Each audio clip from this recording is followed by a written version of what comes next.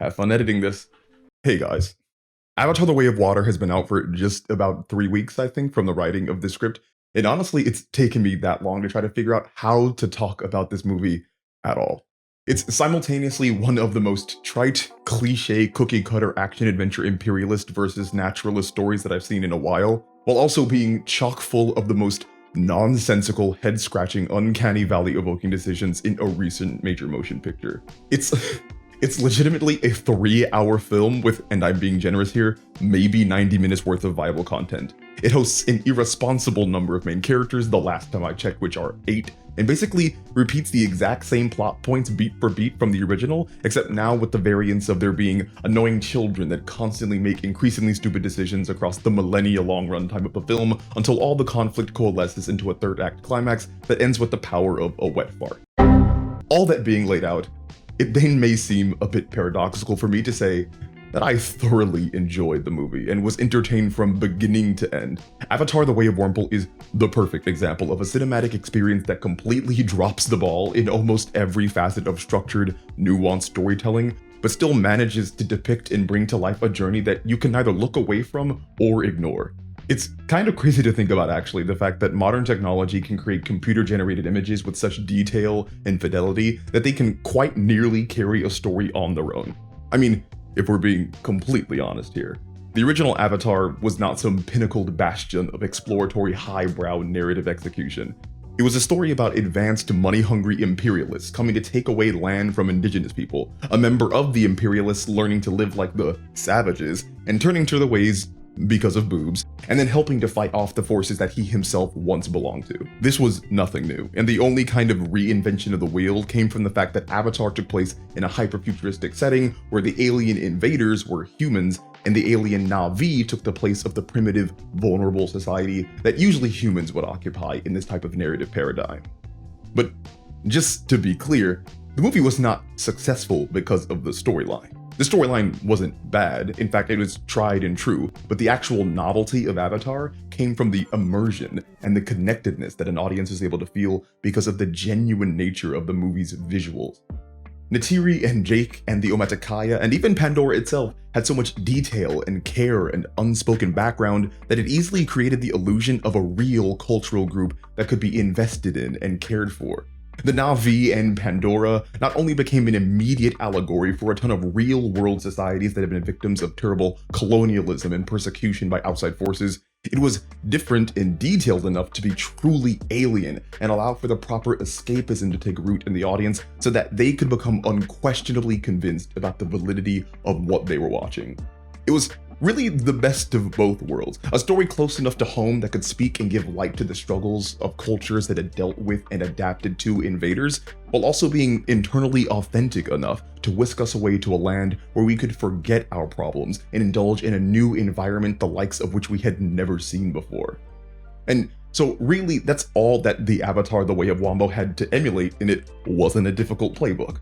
This second entry in the series is still as beautiful as it ever was.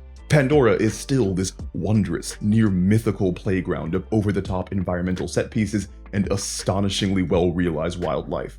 But of course, the real draw for The Way of Waluigi is the water itself and the adventures that take place in the sparkling wonderland that is the depths of Pandora's oceans. Like, I don't know what kind of black magic James Cameron is invoking to produce such photorealistic visuals, and honestly, it may just be throwing a bunch of money at any problems that arise, but this movie is gorgeous. You really do become lost with being in the world with the characters and exploring it alongside them. And for what it's worth, that is a really admirable and difficult thing to achieve in storytelling that many movies really wish they could pull off. If you do look beyond the splendor and majesty of what the green screen can offer, you can see that so much of Avatar: The Way of Waco, Texas is either ear-leakingly brain dead or so safe and formulaic that it never gives itself the chance to be something truly exceptional. I think the plot point that illustrates this the best is Colonel Quaritch being reincarnated as a Na'vi. Even though it's a total retcon that comes completely out of the blue, I was willing to accept Quaritch coming back to life as a Na'vi because of the potential that it brings to the story and what kind of things could change because of its inclusion. He was perfectly set up to be the truly interesting sub-antagonist that the series needed. And by that, I mean the actual overarching main villain of the story was Miss General Generic, who honestly, I couldn't tell you a single thing about her or even her name. But by establishing her as the central figure where the animosity would stem from, it then gave Quaritch the opportunity to blossom with his Na'vi reincarnation. The entire movie seemed set up really to wrestle with this idea of redemption and second chances.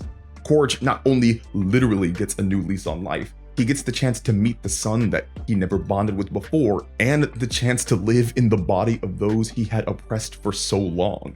I know that some people are listening to me and thinking that's just the exact same story that Jake went through in the original movie, and really shouldn't be trodden over again. But I think that it's the nuances that make this particular storyline so different and evocative. Jake started the previous film explicitly ordered to learn about the Na'vi and how they lived. Sure, he had his own prejudices and ignorances, just as anyone would about an outside group. But his goal was always to be open-minded and accepting of their culture, which ultimately led him to seeing the value in their way of life and the traditions of theirs that should be respected and protected. Colonel Quaritch is not like this at all. He was actively resentful and belittling of the Na'vi, and far more than just disregarding their culture, he thought it was barbaric, insignificant, and disposable. It seems that the only reason he wanted to be on Pandora in the first place was for the chance to shoot blue people. I'm not going to say that Quaritch was a militant racist, but he definitely thought of humans as a higher social class than Na'vi and would have slaughtered them all if given the chance. So for him and his gang to be brought back as Na'vi in the second movie, it allowed for the chance for Quaritch's character to be rounded out. No longer will he just have to be the angry, old, buff military commando villain that we've seen in 400 other movies. Through his experiences of properly needing to parent his son and learn the nuances of what it actually means to be a Na'vi, he could have experienced a plethora of great personal and social commentary.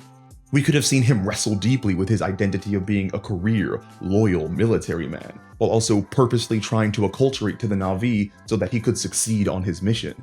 These two sides of him could have clashed and possibly manifested as disagreements and discord with his troops. Insecurity about what culture he truly belonged to, and a reckoning of the actions he had done in the past. Through his bonding with the wildlife and plants and possibly even Eywa, he could even grasp the actual gravity and devastating effects of the harm humanity has forced upon Pandora. And by learning of the planet through his son, and conversely trying to teach his son lessons on manliness in adulthood, he could start to question and even become cognizant of his own preconceived notions of what it means to be a respectable, good person. And that is because Quaritch sits in the spot that all interesting antagonists should.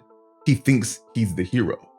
Quaritch and his gang don't see themselves as villains. They see themselves as a rough-riding gang of true patriots who simply want to hunt down a traitor who killed and is killing their friends and allies. Quaritch isn't wholly evil. We see that through how he treats his son. He very much has the capacity for compassion and introspection and even change, but so much of his identity is wrapped up in his bravado of being an effective soldier that he struggles to stray from the path that is higher up set for him, even if he recognizes it to be wrong. And I'm not saying that Quaritch needs to completely turn over a new leaf in this movie. Obviously, they're still setting him up to undergo changes in the proposed sequels coming out. But I do confidently argue that Quaritch could have been in so much more evident internal conflict and turmoil over his new situation. Few things in fiction are as compelling as a villain with a code. It would have been so interesting to see him do like increasingly difficult mental gymnastics while also trying to accomplish his mission while abiding by his more empathetic, newfound Na'vi viewpoints. Like, imagine how much more compelling Quaritch would be if like he and his gang went into one of the seaside villages and his cronies were like, we gotta find Jake, so let's take some hostages and torture them. And then Quaritch was like, well, actually, it seems like there's some type of land shark terrorizing the village. Let's kill it with our guns, and then we can see if the village elders will owe us a favor. And then all his men are like, okay, sure, as long as we get to shoot something. Like, it's this idea that Quaritch becomes more aware of what the Na'vi deserve as far as respect goes, in the same way that he would, like, you know, treat regular human civilians, and therefore can't just, like, villain brute force his way into information. It's a perfect way to seamlessly provide Quaritch a deeper character while also exemplifying how human technology can actually work to better the Na'vi. Heck, there's even the option for Korg to become a sort of Na'vi folk hero who becomes more beloved than Jake and is then able to parlay his relationship with the natives so that they are convinced cooperation with humanity is better than resistance now that they have their own envoy. Korg could view the Na'vi that revere him as the good ones, and basically start to have his own personal military force of loyal 9-foot-tall aliens that could insulate him from the human military brass. He could be a true foil to Jake insofar as representing the charismatic leader who embraces human technology for the Na'vi people instead of holding on exclusively to natural austerity and tribal tradition. Korg, much like Jake, represents the combining of two worlds, and his depiction could have been that of the opposite representation of Jake and how that might manifest. I really could go on with my little wishful fanfiction for the way of Wednesday Addams, but my real point here is that there was a plethora of fantastic opportunities to really craft a unique sub-antagonist. And the film instead chose to keep Korg as the same piss-boring bland meathead that he always was. He starts the film with the single-minded obsession with hunting Jake and ends the movie with that same obsession except maybe more wet.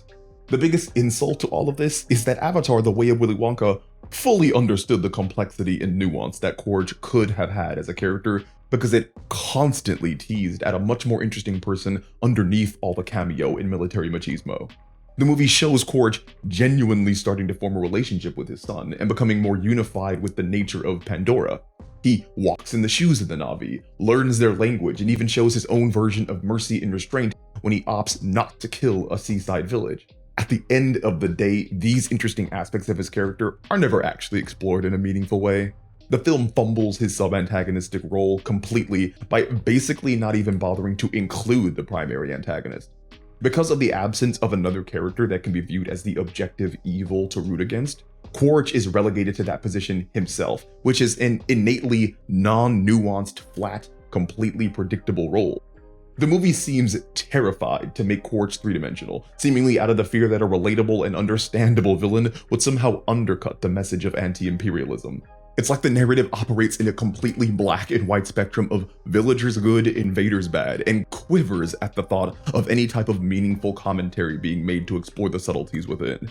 And I know a defense of Korg's character is that his progression in The Way of Whooper is meant to lay the groundwork for more complex development down the line. But that does dick all for this movie.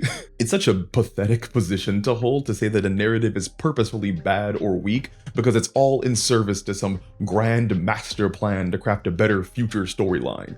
I don't know, man. How about just make a good story now to begin with and worry about later. That relates directly to not only one of the strangest in-universe plot lines in the entire film, but also one of the strangest casting and directorial choices I have seen in a long while. One of Jake and Neytiri's children is quite literally played by Sigourney Weaver. I wish I was making this up, but someone in the production of this film thought it would be a good idea to have a 70-year-old, hyper-famous, remarkably vocally distinct actress play a blue alien teenager with no satire or irony. I have no proof of this, but there is a mountain of circumstantial evidence to suggest that James Cameron was in such dire need to repeat the financial success of the first movie in order to justify the sequel's budget and production time, that he literally just decided to remake the first movie as closely as possible in order to lure in and satisfy the same hundreds of millions of people that initially saw it.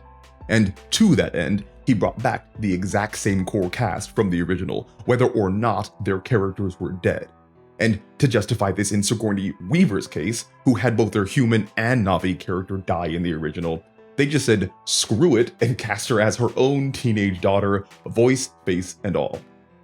And when I tell you that this was by far the most distracting aspect of the entire movie, I don't honestly think there are words to properly convey how narratively obtrusive this decision was.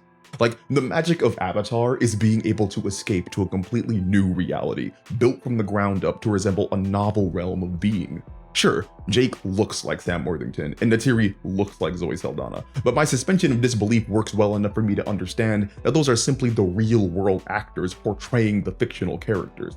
I can separate the two and allow myself to become more immersed. In the case of Sigourney Weaver, she was just in the first movie as both a human and a Na'vi. No amount of suspension of disbelief can keep me from seeing and hearing what is clearly a grown elderly woman trying to be a child. Every single time this little girl appeared on screen, it was a hollering reminder that I was watching a movie and completely took me out of the otherwise phenomenal immersive experience. And that's just how unappealing it was on a visual and auditory level. Let's get into the fact that this character was literally immaculately conceived and could inexplicably commune with the environment, or see the dead, or hold her breath indefinitely. Now, obviously, they were going for some type of Na'vi Christ analogy where Kiri would be the physical embodiment of the goddess Eywa and use her will to positively influence the events of Pandora. And the movie very much focused large sections of its runtime on exploring Kiri and how she fits into the grand scheme of Pandora's future. Her sense of belonging and her crisis of identity is pivotal to her character and became the centerpiece of the struggle that she feels throughout the narrative. However, none of that has any impact whatsoever on the current story being told in The Way of Wushu. It just doesn't matter. Of course, there is a section at the end where she communes with the glowing sea monkeys and is able to lead her family out from the wreckage, but that entire sequence seemed completely contrived in order to manufacture some type of payoff for all the vague mysticism we saw surrounding Kiri. Like, the family being trapped underneath a boat wasn't some foreshadowed plot point. It had nothing to do with the personal journeys they were on, and wasn't even a concerted effort or trap by the villain. It was just happenstance because they fell in a hole that they shouldn't have. So Kiri gets to validate why she's in the story at all, and use her powers to save the day. I would call this like a Deus Ex Machina, but I legitimately think it's too lazy and simple to be one. This is the equivalent to if the Breaking Bad Season 1 climax was Walt making a deal with Tuco, and then just randomly falling out of a 2-story building so he breaks his legs, leaving Walter Jr. the opportunity to teach him how to walk with crutches so that he can get to the hospital, and the audience goes, "Oh, so that's why he's in the show and has cerebral palsy." Like, it's just completely contrived. Like, this underwater rescue is just so blatantly manufactured to give Kiri some type of retroactive purpose. And the reason they had to do that is because they are assuredly trying to save the big revelation about the importance of her character for the later films, the sequels that have been announced. James Cameron doesn't want to give us any answers about Kiri because it doesn't impact the core conflict of The Way of Warwick. So we end up getting no meaningful information about Kiri's birth, or her powers, or her visions, or anything really. But that then leads me to ask, why then focus on it in the first place so much in this film? If Kiri's struggle and mystery really does have nothing to do with Jake's fight against Quaritch, why even focus on it at all? Like, I'm not saying completely remove it, but the foreshadowing could have been so much more restrained. In fact, keeping Kiri's abilities close to the chest could have made for an even more interesting ending. Imagine if Jake and Neytiri had been quietly concerned about their adoptive daughter's frequent blackouts and meditations. Imagine if Kiri's connectivity to nature was played off as her just being gifted with animals and agriculture and healing. Imagine if Kiri had an understated affinity for adaptation and fast learning, but she was still just a normal girl with a quick wit and a kind heart. And imagine if there had been some type of creeping doubt and conflict in Neytiri about the existence of Eywa due to the continued oppression by humanity. From Neytiri's perspective, constantly being on the run, constantly worrying about her children, she could start to become vulnerable to the idea that Eywa has abandoned her, or maybe that she never existed in the first place. And with all that in place, now imagine the finale of the movie is Kiri channeling the power of Eywa to spur on the oceanic wildlife to help actively defeat Quaritch and the humans. Revealing Kiri to be the scion of a possible deity, her previous strange behaviors and affinities being the manifestation of godly powers, her presence restoring Neytiri's shaken faith in her religious beliefs, and ending the story on a ton of narrative momentum surrounding Kiri and how that now changes our expectations for the upcoming films. That could have been the big third act twist that Jake and the other warriors were just going to lose, and had it not been for the literal divine intervention from Kiri, they would have just lost. And I don't know, man. Sure, that's still a little bit cliche in and of itself, but it's at least a bit more evocative than the cookie cutter ending we were left with. This movie managed to be 3 hours long and barely told a story with any lasting consequences or grounded characters. I mean, for Crisco's sake, Neytiri almost slit the neck of Spider in a hostage trade-off, and the grand consequence of those actions was, it's okay, I understand. I swear, it's like there's some insidious, pervasive fear of making the story anything but the most ho-hum, milquetoast by the book safe winter blockbuster possible.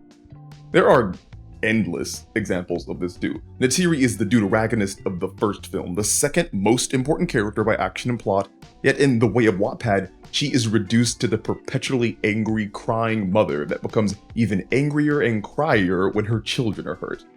Like, I want you to think of what actual independent conflict Neytiri engages in during the course of the film. And if you're having trouble doing that, it's because there wasn't much, if any. The older brother, Neteyam, might as well have had a giant "I'm gonna die" sign nailed to his forehead. His entire character was completely wrapped up in the one-dimensionality of being the perfect brother and the voice of reason. I couldn't tell you one thing about Neteyam if I had a gun pressed to my skull. The Sea Villagers all occupied singular archetypal roles as well. The daughter was the pretty love interest with a kind heart. The brothers were the bullies, the father was the stoic yet welcoming chief, and the chiefess was the protective, conservative, traditionalist matriarch. Pretty much every single character in this movie has at most one or two defining personality traits, and only managed to deviate from them in the slightest, most non-controversial way. Which is crazy, because the film is 3 hours long. You'd think there'd be plenty of time to flesh out all the core characters. But the majority, if not all of the film's midsection, is spent nearly literally just as an aquatic National Geographic special. Like, I'm not kidding when I say the plot basically comes to a dead halt when the Sully family arrives to the Sea Village. The film trades in interesting character development for visual spectacle, and again, while I did enjoy being able to see every single pore and divot on Sea Anemone 27, I wish I did get a little more meat and potatoes to go with these Wonder Bread characters. The second eldest son, Loak, has the most interesting and varied journey out of everyone, but that's a pretty low bar because he's the only one who really had a journey. He got to demonstrate some type of character flaw and engage in external actions that mirrored and modified his internal conflict. He was the quote-unquote outcast of the family, and by learning of his whale friend and the consequences of his own actions, understood how to straddle the line between daring and responsible, all while not thinking less of himself or being different. Still, Avatar: The Way of Waterbending can't have nice things, because even this storyline with Loak is paired with some brow-furrowing nonsense. We learn that the whales of the region are actually hyper-intelligent, emotional, and spiritual philosophers with a unique society and culture. And because the Avatar series can't have nuance, the imperialism in the movie really puts the B in subtle by making the whales' brain matter the key to human immortality. Like, it's so over the top and ridiculous that it almost seems like a parody of itself. I thought unobtainium was a bad physical representation of the endless greed of colonialism. It apparently wasn't good enough conflict in the first movie for the humans to be coming to Pandora as outsiders, looking for a place to live, who didn't want to respect or conform to the lifestyle of the primitive natives, ultimately leading to armed conflict that could only be solved by a literal mixing of the bloodlines in Jake Sully, right?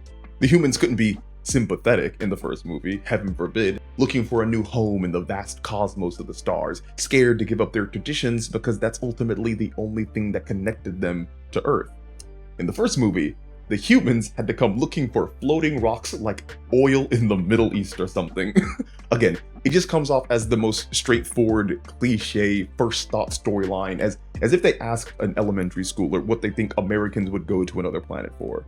Which is why it was actually really cool to see that was the plot line for The Way of Wiglet. Pandora was meant to be the new Earth and the new home for humanity in the sequel. That's really cool and offers a lot of opportunities to make the situation complex so the humans weren't just laughably evil imperialists. But we can't have that.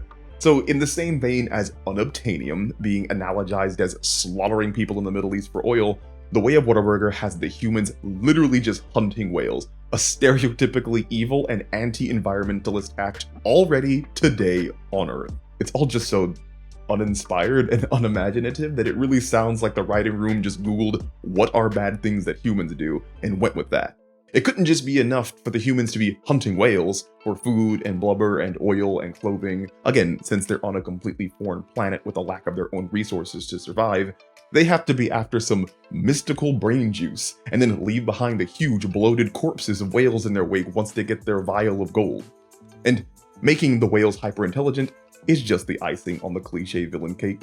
Like, hunting the whales by itself would have been bad enough. But since they are recognized as sentient beings, we kind of cross over into the realm of Sauron-esque capital E evil that has a complete lack of morals, convictions, or restraint. It's so exaggerated that it Ouroboroses back around to being simple and uninteresting.